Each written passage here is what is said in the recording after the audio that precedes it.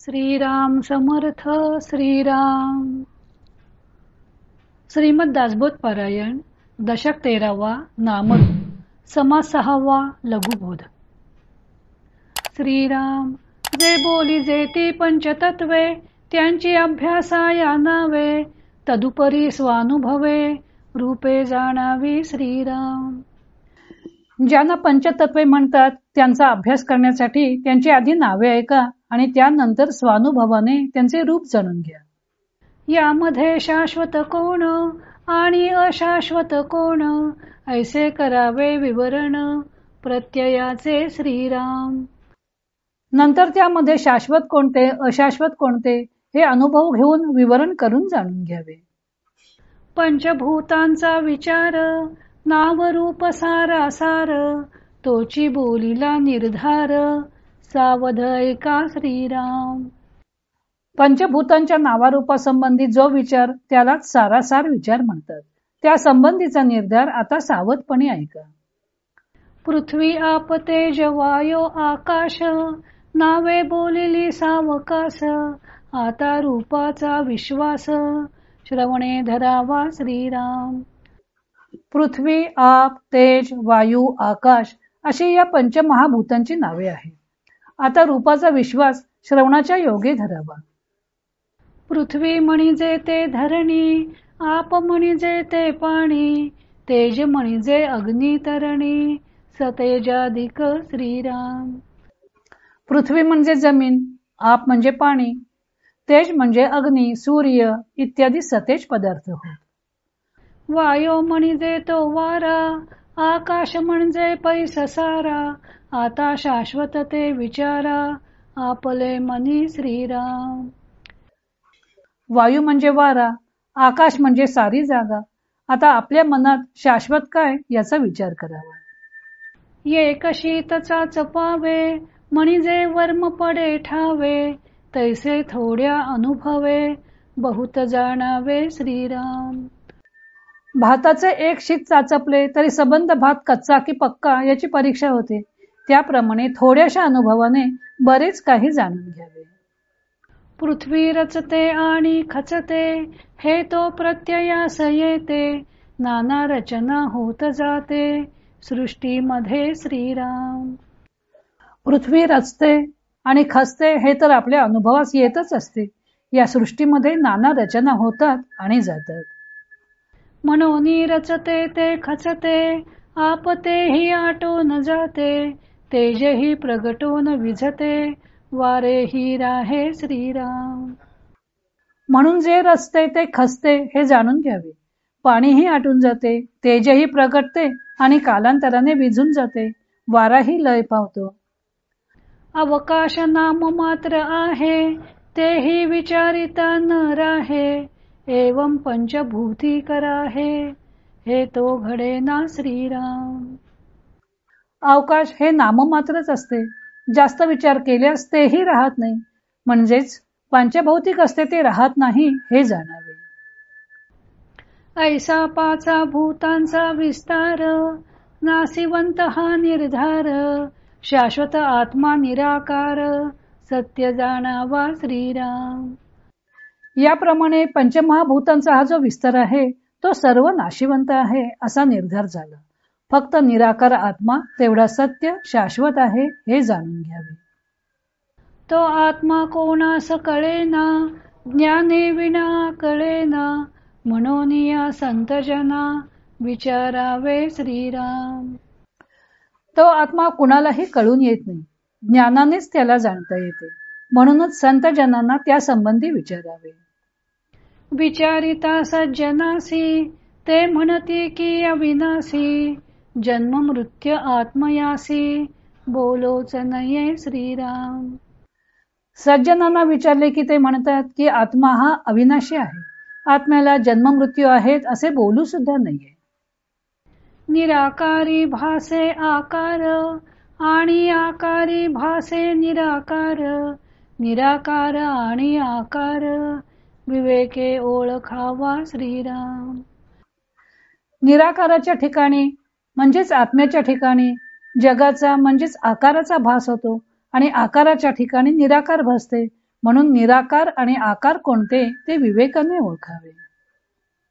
निराकार जाणावा नित्य, आकार जाणावा नित्य, यास बोली जे नित्यानित्य, विचारणा श्रीराम. निराकार जे असते ते नित्य आणि आकार असतो ते अनित्य हे जाणून घ्यावे. यालाच नित्यानित्य विचारणा असं म्हणतात. सारी भासे असार आणि असारी भासे सार, सारा सार विचार, शोधून पहावा श्रीराम. सार जे असते ते असार भासते आणि असार असते ते सार भासते, म्हणून सारासार विचाराने सार काय ते शोधून पहावे. पंचभूतिक ते माईक, परंतु भासे अनेक, आणि आत्मा एक, व्यापून असे श्रीराम. पंचभौतिक जे जे असते ते माईक असते आणि ते अनेक रूपात भासते, आणि आत्मा एकच असून तो सर्वांना व्यापून असतो.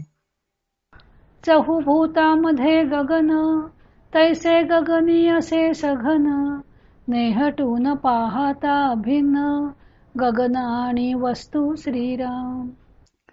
चारी महाभूतामध्ये गगन व्याप्त असते, तसे गगनात सूक्ष्म ब्रह्म व्याप्त असते. नीट विचारपूर्वक पाहिले असता गगन आणि आत्मवस्तू अभिन्न आहेत हे कळून येते.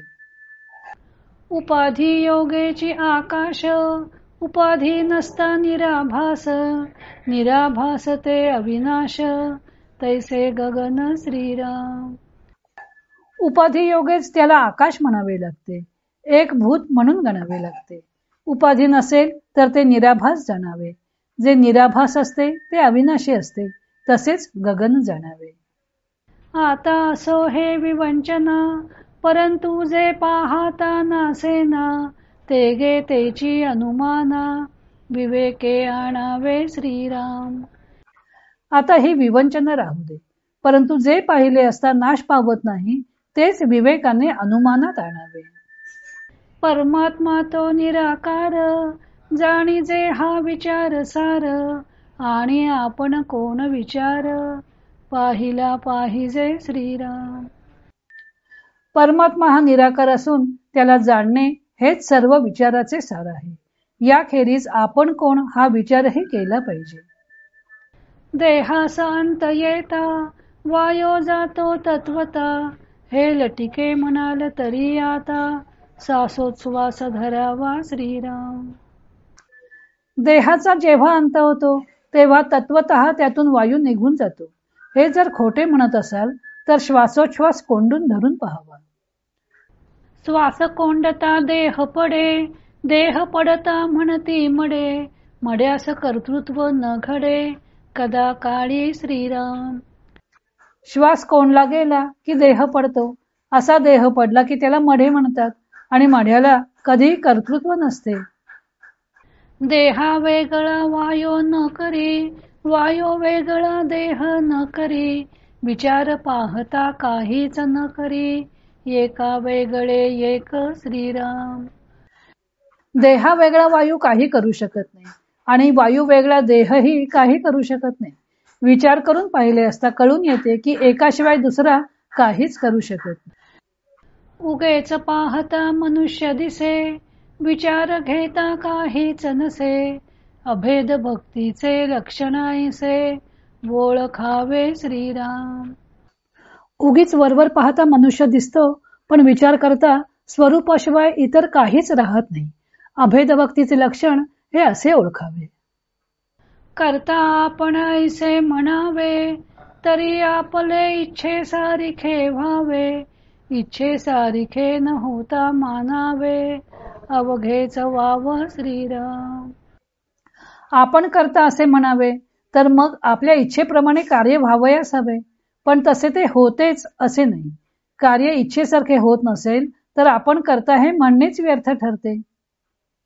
म्हणून करता नव्हे की आपण, तेथे भोगता कैचा कोण, हे विचाराचे लक्षण, अविचारे न घडे श्रीराम. म्हणून आपण करता नव्हे हे स्पष्ट अनुभवास येते. आपण जर करता नाही तर मग आपण भोगता तरी कसे असू शकणार. याप्रमाणे सूक्ष्मपणे विचार केला तर या गोष्टी कळतात. अविचाराने ते कळत नाही. अविचार आणि विचार जैसा प्रकाश अंधकार, विकार आणि निर्विकार एक नव्हे की श्रीराम. अविचार आणि विचार यात अंधकार आणि प्रकाशासारखे अंतर आहे. एक असेल तेथे दुसरे असू शकत नाही. त्याप्रमाणेच विकार आणि निर्विकार एक असू शकत नाही. जेथे नाही विवंचना तेथे काहीच चालेना, खरे तेची अनुमाना कदा न ये श्रीराम. जेथे सूक्ष्म विवंचना केली जात नाही तेथे काहीच उपाय चालत नाही. खरे जे निर्विकल्प ब्रह्म त्याची कल्पना तेथे येऊ शकत नाही. प्रत्ययास बोली जे न्याये, अप्रत्यये तो अन्याये, जातंध्यास परीक्षा काये, नाना रत्नांची श्रीराम. स्वात्मानुभवास जर न्याय असे म्हटले तर तो अनुभव न येणे यास अन्याय म्हणावे लागते. जो जन्मांध आहे त्याला नाना रत्नांची पारख कशी करता येईल. म्हणून ज्ञाता धन्य धन्य, जो निर्गुणेसी अनन्य, आत्मनिवेदने मान्य, परमपुरुष श्रीराम. म्हणून निर्गुणाशी अनन्य असणारा ज्ञाता पुरुष खरोखरच धन्य होय. आत्मनिवेदन झाल्याने तो श्रेष्ठ पुरुष म्हणून सर्वांना मान्य होतो. जय जय रघुवीर समर्थ. श्रीराम जय राम जय जय राम. इति श्रीदासबोधे गुरुशिष्य संवादे लघुबोध नाम समास 6वा समाप्त.